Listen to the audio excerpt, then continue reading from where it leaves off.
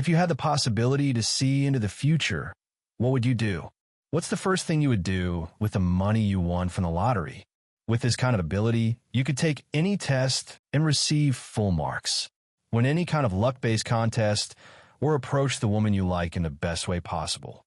How wonderful it would be if you could see into the future just like that. But is it truly possible to have this kind of ability? Right now, at a pedestrian red light, the protagonist is behind a long-haired girl. As he takes his eyes off the phone and gazes forward, something seems to catch his attention, and I'm not talking about her sailor uniform that would make his zipper break down. He can see a high-speed car moving towards the girl, about to take her on a short trip on its hood. What he saw just now was something like a vision, and quickly after understanding that, happy that the person in front of him is still safe, he moves forward while trying to scream wait. In the next second, he grabs her from behind, creating a tense situation since his hands have magnets that connect with her heavily fortified assets. Realizing what he had just done, the boy takes a step back and apologizes, saying he was trying to save her from an accident. But she does not seem to understand what he tries to say, since nothing seems to be out of place. And that is because the yellow car did not show up yet, and hearing him say it should come soon, his explanation seems to be just a lie a perv came up with. Therefore, she slapped the crap out of him, leaving a huge red mark on the boy's face. But it is alright since she did not get into an accident. And right then, after the woman left the place, the speeding yellow car passed by. This boy's name is 괚ᴜᴜᴜ, and he can see into the future. A while ago, after nearly dying in an accident, he gained this mysterious power. Yet, he is the same dull protagonist you find everywhere. Or is he? Earlier, he got nervous. That's why grabbing those metal treasures happened by accident. He didn't mean to do it like that. Besides, if he hadn't done it, she would have left this world. Therefore, receiving one slap is a small price to pay for saving her life. But is this what will always happen when he tries to help people?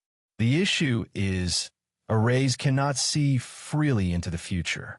If that were the case, he'd be swimming in money by now. The twist of his ability is that he can only see a few minutes ahead, and even then, it's rare. Another day, while having breakfast with an older woman, the boy seems to be in a bad mood for some reason. However, the slim-waisted woman seems disappointed in the way he speaks at this age. Instead of saying stupid things like that, he should be helping her find a man. But the boy has no intention of setting her up with a student. Not that it makes a difference, but I've been hoping to land a sugar mommy for a while now. Apparently, this woman is 괊 She took him in when the boy had no one else. She's a very kind-hearted person. The two of them live together in this apartment, and despite that sounding like something to be excited about, there's one thing that makes it difficult. Right now, she's suffering from yet another hangover. As mentioned earlier, she probably goes out drinking every night, looking for men. If only she knew I'm right here. Moving on. After eating, 괚ᴜᴜ is supposed to go pick up his uniform, which just arrived. On his way out, he hears the woman say she wants him to run errands around town to get more comfortable. Still, 괚ᴜᴜ is feeling a bit down after the slapping incident. He didn't really want to leave the house today. Apparently, the daydreams he occasionally has are glimpses of the future, just a few minutes ahead. But most of them show unpleasant outcomes. 괚ᴜᴜ didn't help the girl because of some sense of justice or heroism. Knowing someone would die and choosing to ignore would haunt him. Someday, somewhere, if that memory resurfaced, it would definitely make him regret it.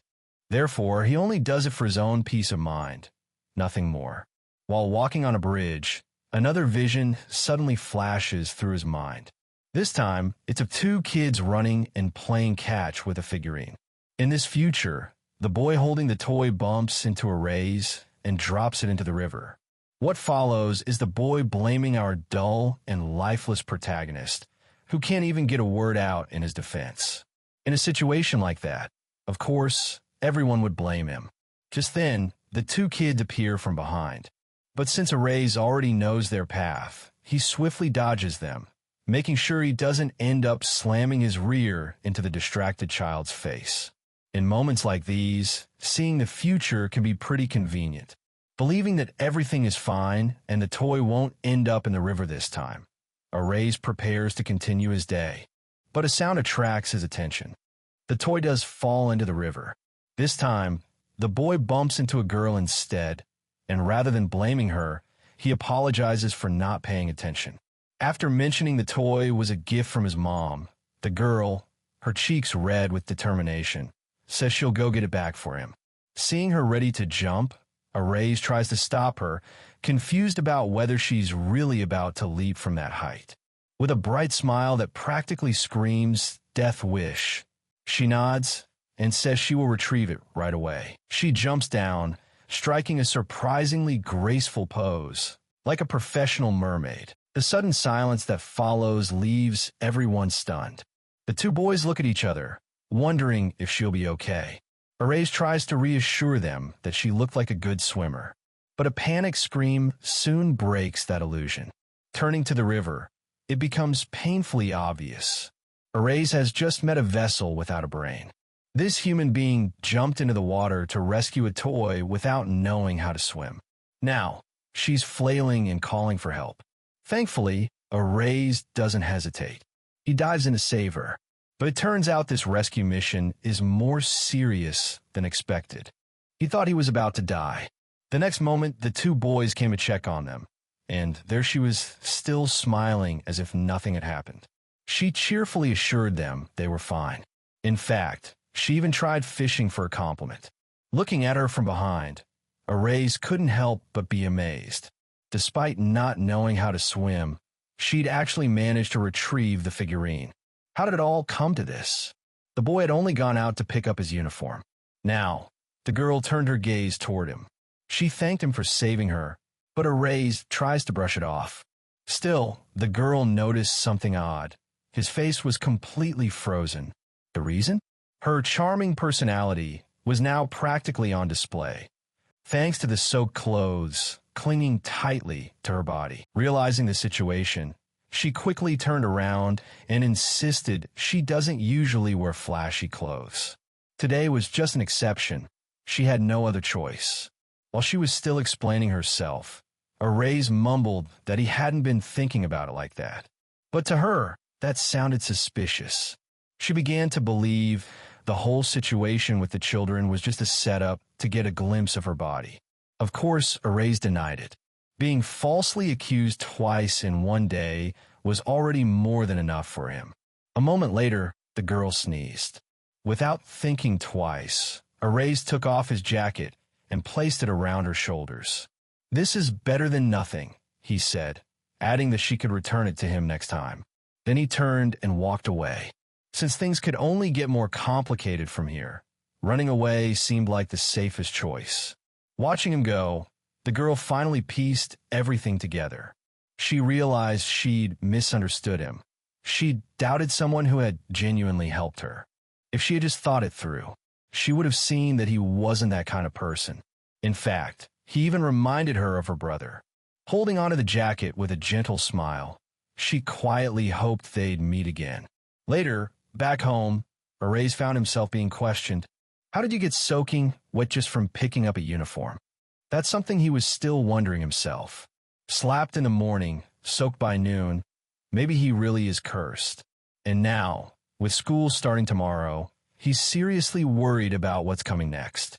The following day, at an unfamiliar school, a girl sat at her desk, muttering, "I should have slapped him one more time." She was talking about the perv she ran into the day before. Her name was Nanami.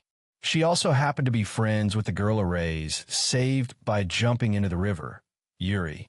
Yuri noticed Nanami seemed tense and asked what was wrong. That simple question triggered Nanami to vent everything. She claimed she'd been harassed by a perv who had shamelessly grabbed her in broad daylight. "That's unforgivable," Yuri said. "If I find him, I'll make sure he regrets it." Just as she was about to share her own incident from the previous day, the teacher walked into the classroom. After calming the students down, she announced that they'd be introducing a new transfer student. And who could have guessed? Moments later, 괡 walked into the classroom, catching both girls' attention. Facing the class, he immediately spotted 괡ᴜᴜ standing. He recognized her right away, the girl he had saved yesterday, the same one who slapped him. If fate really placed the two of them in the same class, it wasn't just a small world. It was a cruel one. Noticing 괜ᴜ's reaction, the teacher asked if she knew the transfer student. But 괜ᴜ quickly changed her expression and, with a cold, malicious smile, replied, "Nope, never seen this perv in my life." Realizing there is something that could bring some spice in this class, a smell of romance comedy. While the boy keeps on wondering what did she mean by smell of a romance comedy, the woman explains he had a transfer due to some family circumstances and asks everyone to get along with him. Apparently, the boy had a strange feeling from the moment he had met the teacher in the staff room this morning. She does not seem to be normal at all. Seeing the seat where 괡 is supposed to take is not in the right place, the woman decides it is a great opportunity to change seats. And somehow, the boy ends up sitting next to 괜ᴜ, who obviously does not seem very pleased about that. She even glances at him intensely. Looking back at her, 괡 notices that she actually got a beautiful figure. If the circumstances were different, he would have been happy to sit next to her. However, for now he must do something about the staring and decides to approach the girl directly, asking not to be stared at, yet she seems annoyed by that since he assaulted her the other day. As he tries to explain it was a misunderstanding, 괜ᴜ wonders how could that be called misunderstanding? How can grabbing someone from behind be called a misunderstanding? Trying to say he had done that in order to save her from an accident. 괜ᴜ mentions she already heard about it, but is still making no sense. 괡 should come up with a better excuse. Questioning himself if there is a way to clean this misunderstanding, the boy knows there is no way he can say he saw the future where she had an accident. She would never believe him. After saying she had not forgiven him after just one slap, 괡 gives up. Despite being painful to be disliked from day one a transfer, it is nothing special. 괡 is used to being alone. Now the class has just ended, and from the first row of the class, a girl glances at the boy. Meanwhile, 괜ᴜ leaves as quickly as possible from her place, letting 괡 ponder over how seeing a few minutes in the future doesn't particularly make life better. Right then someone says this is a disastrous morning. Looking there is a guy who wonders if 괡 has done something to make Yuri glare at him like that. Introducing himself as ᴍɪʀᴜᴜ, the boy questions why is he glared at by 괜ᴜ. Hearing the boy being so curious, 괡 questions if that girl is really that famous. Apparently, she is known as a black hair beauty. For guys in this countryside school, her mere existence is refreshing. Even more, that cool, unapproachable personality, she has tons of fans. Wondering what he should say to make the story believable, 괡 mentions he had tripped over himself and accidentally hugged Yuri, who was in front of him. While ᴡSoධ쏘ʀᴜ believes that is really lucky, and no wonder why the girl is like that, somebody else approaches 괡, asking for a moment of his time. With a smile on her face, the boy realizes she is the girl who jumped in the river and almost drowned the other day. Seeing her approaching them, ᴡSoධ쏘ʀᴜ seems to freak out. This girl is counted almost their school top beauty along with Yuri. There is no way he can stay calm. At first, ᴡSoධ쏘ʀᴜ believes she came to speak with him, but that is not the case. She came here for 괡.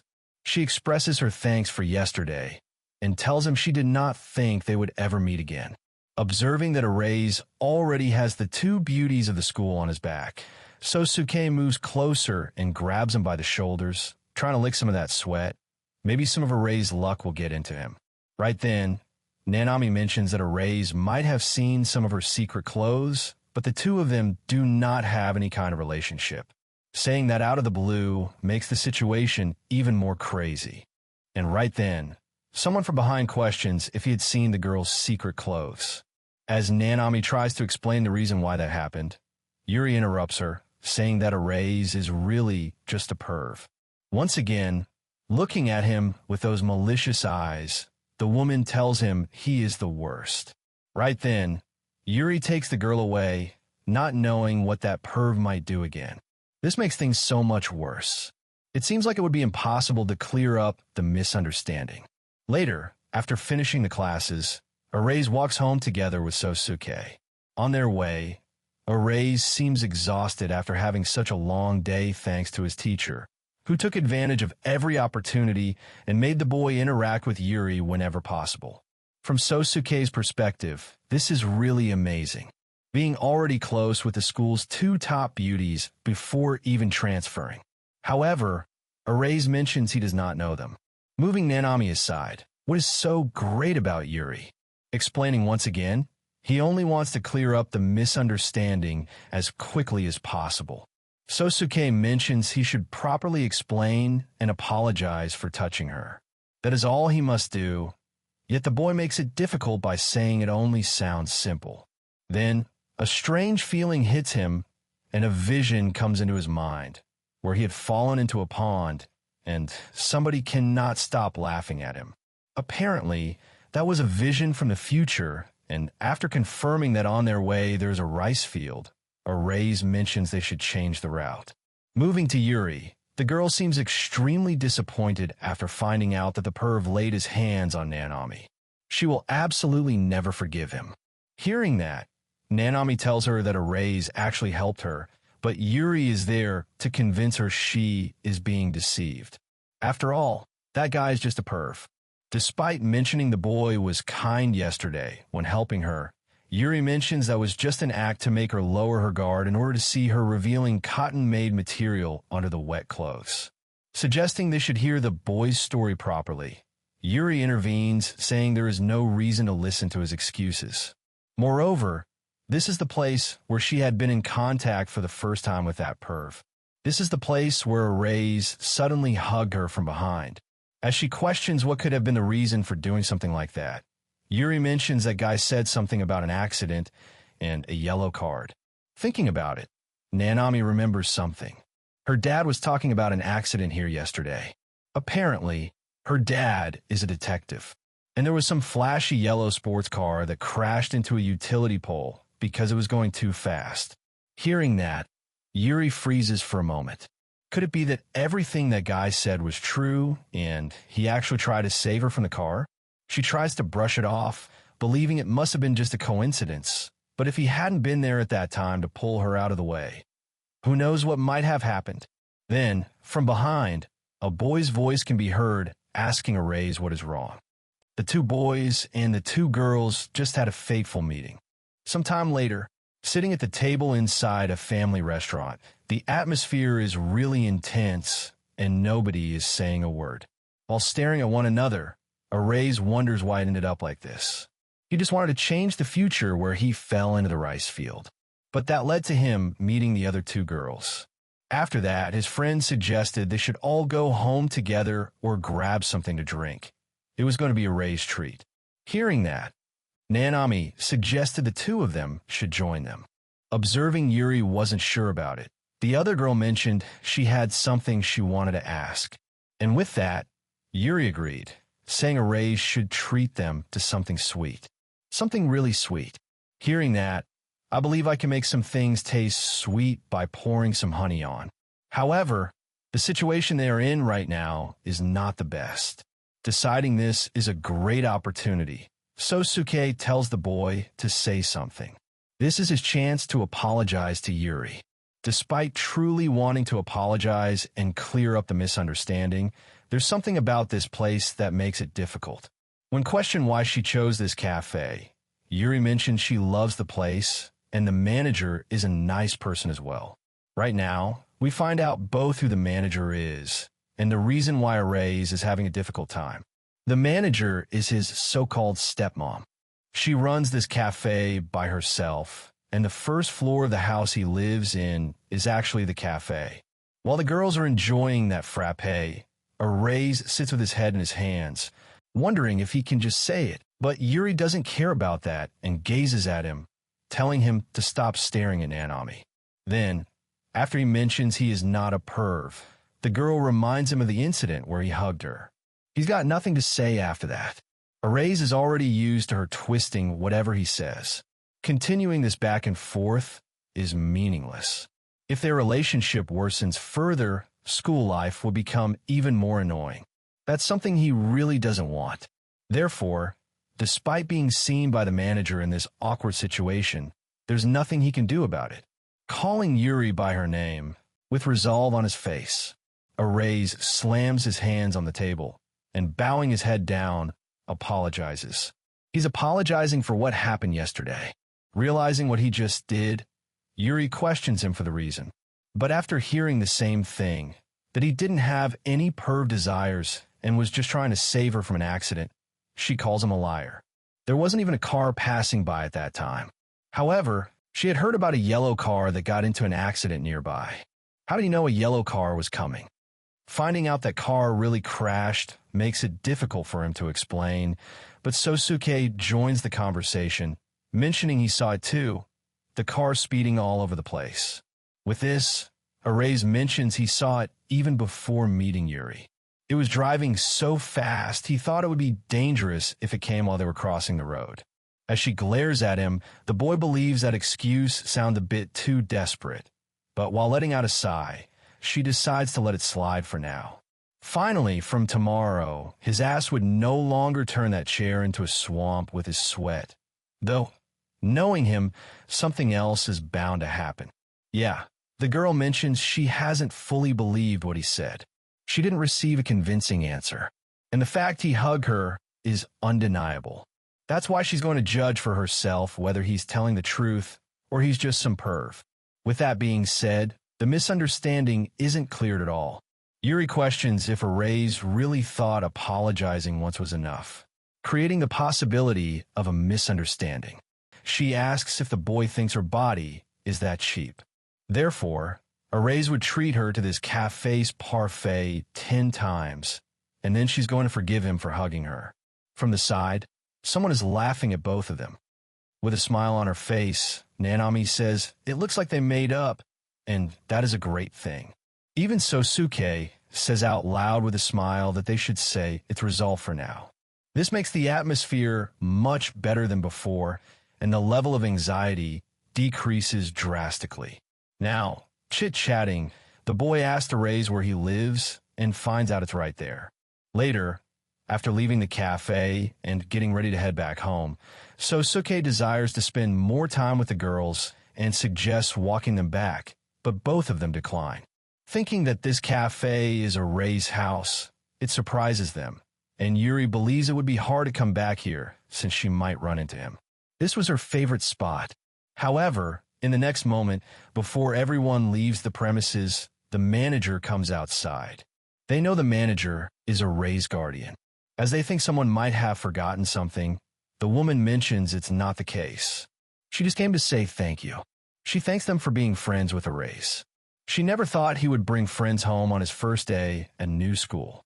As Yuri thinks she really did not mean to become friends with him, the woman mentions that 괡ᴜ has a complicated family situation and that he's got a bit of an attitude. But if possible, she would like it if they would continue being kind to him. Everyone agrees, even the so-called ice princess, when Nanami questions her.